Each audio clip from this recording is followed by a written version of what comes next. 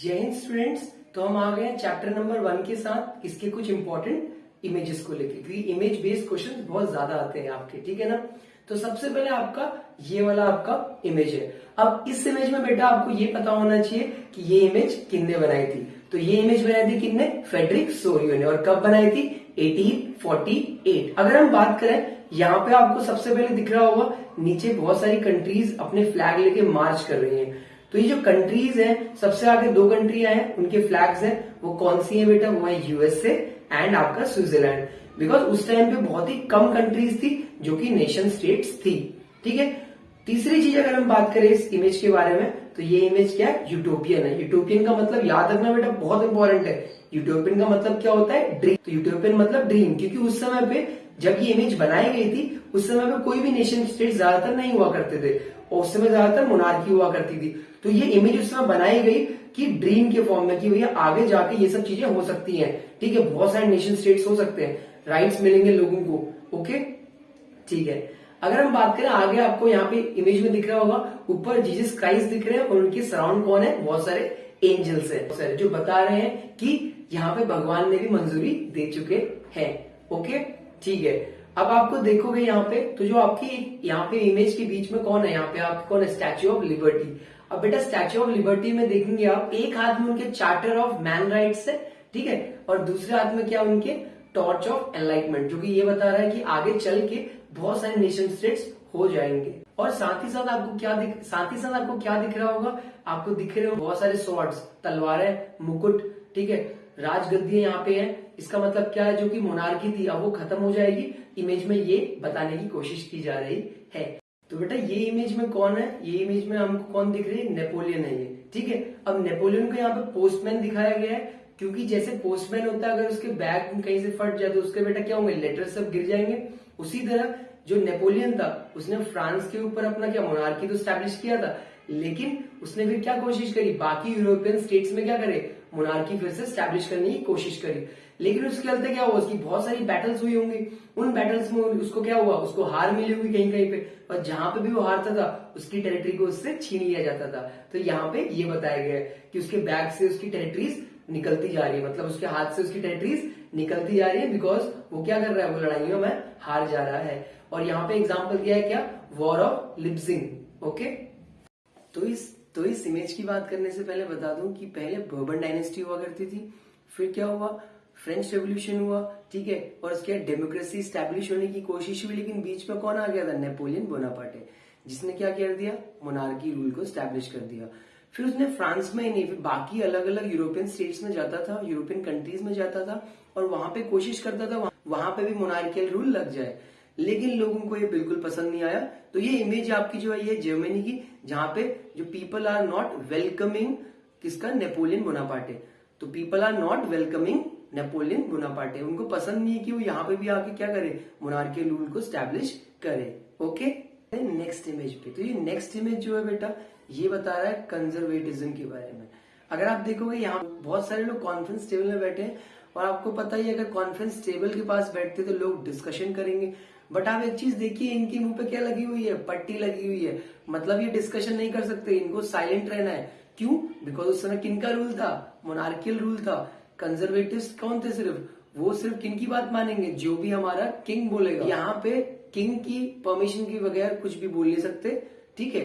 और आपको यहाँ पे एक बोर्ड भी दिख रहा होगा, बोर्ड में भी कुछ रूल्स लिखे हुए हैं कि क्या बोल सकते हैं क्या नहीं बोल सकते। तो यहाँ पे कंजर्वेटिव सोसाइटी के बारे में बताया गया है कि यहाँ पे राउंड टेबल में बैठे तो हुए हैं, बट डिस्कशन कुछ नहीं कर सकते, उनकी मुंह में पट्टी लगी हुई है, ओके, क्योंकि सब कंट्रोल किनका था? किंग्स का था। ये तो बस इनके पपेट्स थे। नेक्स्ट इमेज, अब नेक्स्ट इमेज में आप देख रहे हैं, ये इमेज कहाँ की है? ये है आइलैंड ऑफ चियोस, जहां पे करीबन 20,000 ग्रीक्स को मारा गया है। और किसने मारा था? ऑटोमन अंपायर ने, ठीक है। और अगर अभी की बात करें, अब ऑटोमन अंपायर तो है नहीं, तो अभी का टर्की आप समझ सकते हो। तो ग्रीस ने ऑटोमन अंपायर से अलग होने के लिए 1821 से 1832 तक इतनी लंबी लड़ाई लड़ी, और आखिरी में ट्रीटी ऑफ कॉन्स्टेंटिनोपल को साइन किया गया, ठीक है। और वो लोग किससे आजाद हो गए थे? ऑटोमन अंपायर से। तो बेटा ये नेक्स्ट इमेज है किसकी? अपराइजिंग की। अब सबसे पहले पता होना चाहिए 1848 में 3 चीजें हुई थी। एक हुआ था रिवॉल्ट ऑफ लिबरल्स, ठीक है। दूसरी चीज क्या हुई थी उस समय पे, यूटोपियन विजन किसने बनाया था, फ्रेडरिक सोरियो ने, ओके। थर्ड क्या था, रिवॉल्ट ऑफ पेरिस। अब पेरिस में स्ट्राइक्स हुए थे, लोगों में गुस्सा था, और क्यों था, दो रीजन थे, एक था हंगर, दूसरा क्या था बेटा, दूसरा था अनएम्प्लॉयमेंट। तो ये उसी को बता रहा है, पेरिस में हंगर और अनएम्प्लॉयमेंट की वजह से जो रिवॉल्ट चल रहा है।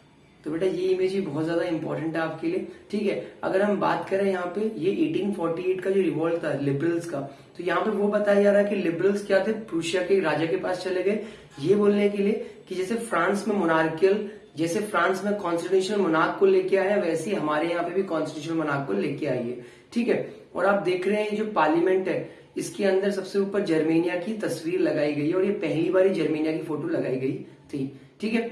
तो लोग गए थे रूसिया के राजा के पास।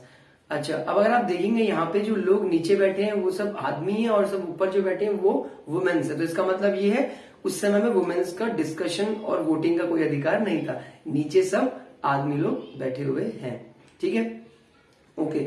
और ये कहाँ पे हो रहा है, ये हो रहा है सेंट पॉल चर्च में, जहां पे फ्रैंकफर्ट पार्लियामेंट करी गई है, ओके।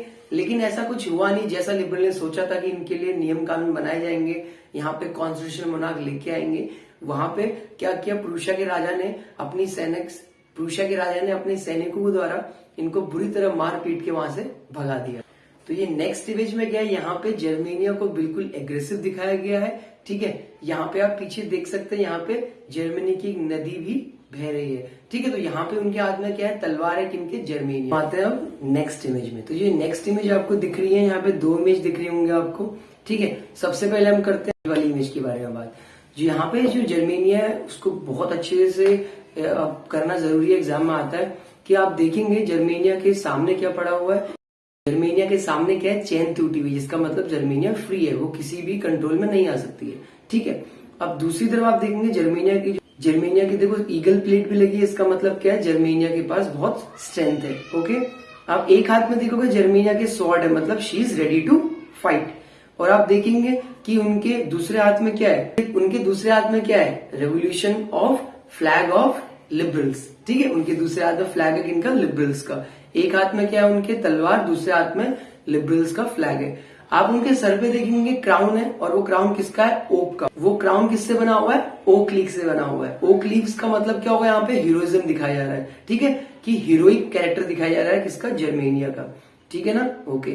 पीछे आप देख रहे हैं सन क्या हो रहा है, राइज हो रहा है, जिसका मतलब क्या है, it is a beginning of new era. पीछे जर्मनी के पीछे आप देखेंगे तो ऑलिव ब्रांच जा रही है, इसका मतलब ये है कि अगर वो रेडी है लड़ाई करने के लिए, अगर कोई पीस करने को भी तैयार है, तो शांति बातें करने को वो भी रेडी है। लेकिन अगर आप ये वाली इमेज देखें, अब यहाँ पे जर्मेनिया को क्या है, फॉलन डाउन दिखाया गया हुआ है, ठीक है।